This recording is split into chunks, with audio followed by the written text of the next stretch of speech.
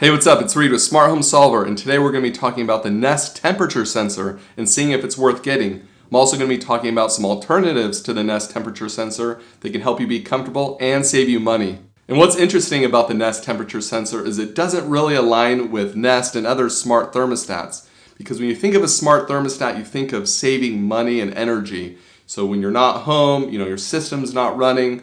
But with the Nest temperature sensor, it's designed to run your system a little bit more so that you can be more comfortable. So we're going to be talking about the pros and cons of the Nest temperature sensor. So we bought one for $40 recently, which isn't too expensive.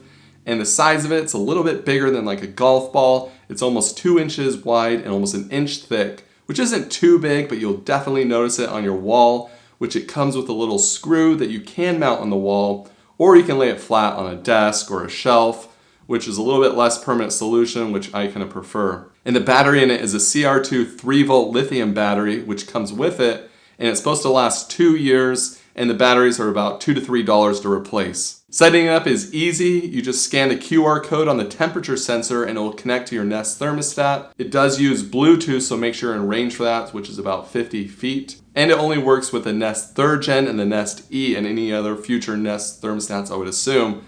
And sorry, no love for the 2nd Gen owners. And the way it works is pretty simple. You open up the Nest app and it lists out the temperature sensor and the temperature, and you can manually select the temperature sensor, or you can switch it back to the thermostat. Or you can schedule the temperature sensor, which it will prompt you at the beginning, but if you don't select it, it's kind of buried back in the settings, and it gives you 4 different times that you can change the temperature sensor or back to the thermostat. Morning, afternoon, evening, and night. And these are predefined times you can't change, and you can just decide if you want to use it at certain times, but you can't change the dates or anything. It's a little bit restrictive, and it's kind of frustrating because they have a whole section called schedule already for the thermostat.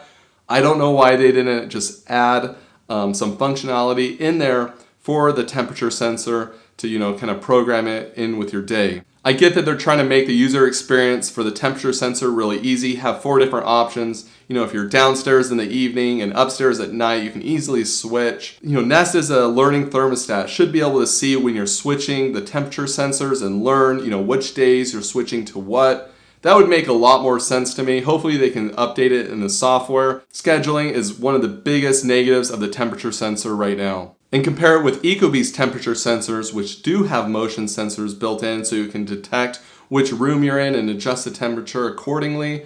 Nest temperature sensors do not have motion built in, so they just take the temperature.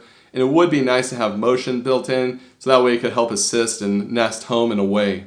And you can't ask Google Assistant what the temperature of the sensor is unless the sensor is currently being used as the temperature sensor for your Nest thermostat. Cooling is set to 78 with a current temperature of 69.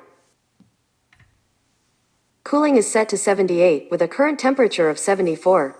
So the Nest temperature sensor is going to be great for a 2-story house. Each level is always going to be a different temperature. But if you have it in a big room that takes a long time to cool or heat, it is going to run your system a little bit more. And maybe that's your preference. You want to be comfortable in that room so you don't care if it heats up or cools down your house a little bit extra and uses a little more energy. But there are some alternatives to be able to cool or heat a specific room and not, use energy throughout the entire house. So if you have SmartThings, you might have SmartThings sensors around your house, and those sensors have built-in temperature sensors in them, so you can use it to turn on fans using like a smart switch.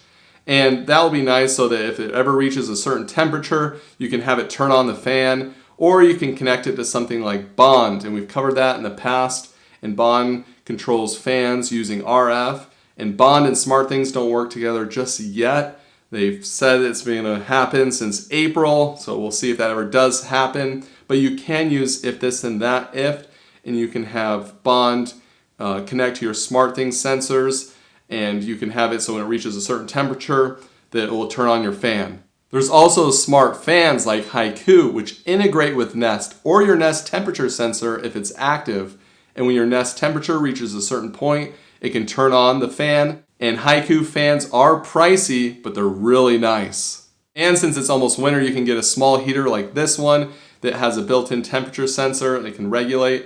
and it's almost the same price as a Nest temperature sensor, so you can just have it heat that room and not have to worry about the rest of the house. I think the Nest temperature sensor is worth it if you have a 2-story house. It's possibly worth it if you have a big, huge room that's hard to cool or heat. It's going to use a little bit more energy, a little more money, but hey, if it makes you happier, then that's great. We might have missed some ideas for the Nest temperature sensor. Let us know down in the comments. We appreciate you watching. Subscribe to the channel if you want to see more smart home videos, and we'll see you again next time. Next time on Smart Home Solver, one more alternative to the Nest temperature sensor is this one that's made out of wood that will bless your Nest to pick the right temperature for you.